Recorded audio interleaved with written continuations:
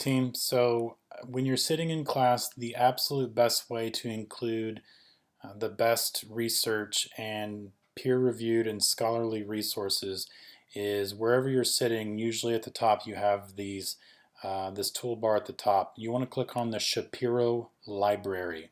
When you click on that, it opens up a brand new screen typically.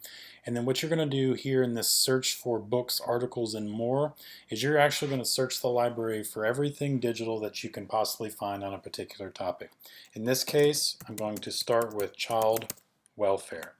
When you hit enter, it's going to bring up probably close to 1,000,000 results.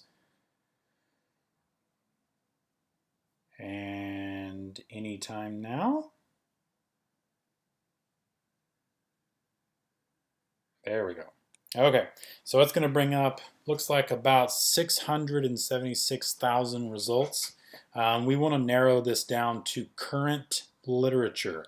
The best way to do this is on the left-hand side where it shows from and to. You want to aim for within 5 to 7 years of the current year. So in this case, because it's 2021, we're going to go back to 2014. And then it's going to update. And now it's going to include what it thinks is the most relevant articles that it feels that you are currently looking for.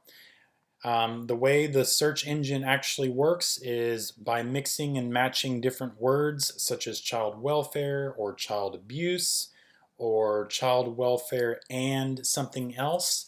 So how does child welfare and substance abuse affect our search? So it's going to look for every single article that it thinks that you're looking for with the subject child welfare and substance abuse.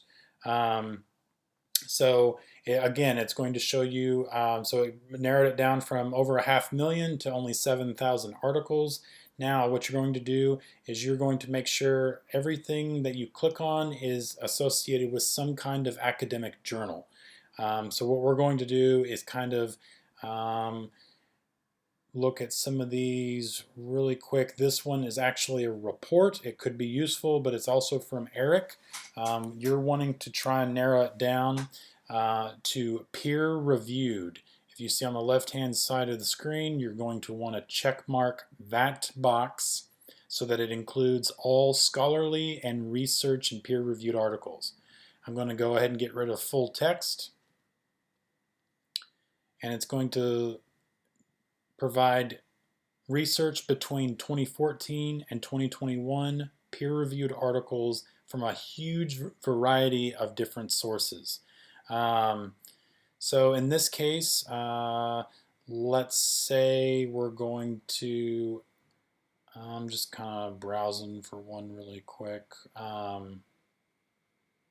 Okay, so here's a good one because I know of another student that's actually looking into this. So here's a good one that I found. It's called Innovations in Child Welfare Interventions for Caregivers with Substance Abuse Disorders and Their Children. What you want to do is click on that link. It will take you to the home page of that very specific article. In this case, it's number 13 out of 6809. And then what you're going to want to do is you are going to want to look at the citation. The best way to get a really solid and very closely accurate citation in APA is over here on the right hand side where it says cite. When you click on that, it's going to automatically cite this specific source and a variety of different citation methods. Chicago Turabian, Harvard, MLA. You're going to aim for APA. And then the only thing that you want to do is highlight the author's name all the way down to the last part. And then you're going to copy it and paste it directly into your reference list. And that is how you use and find the citation for each specific article.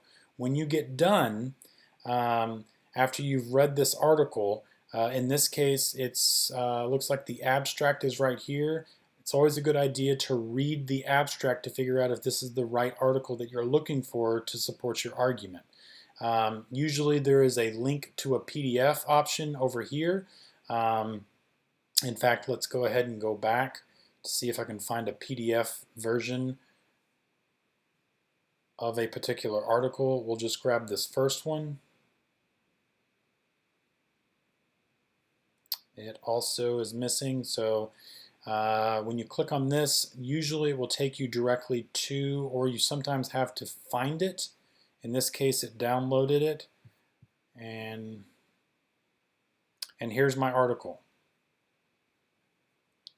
Now you can read the article so that, and then if you decide to use anything from this article, I've already showed you how to actually incorporate the citation so that it's accurate. But if you need help citing other outside sources that are not in the Shapiro library, always make sure to use the resources that I've provided you in the previous email. Obviously, if you have any questions, you're more than welcome to give me a shout, and we can either schedule a Zoom meeting, or I can call you, or you can call me. But I definitely want to make you succeed in this course, so definitely reach out if you have any questions on APA citations.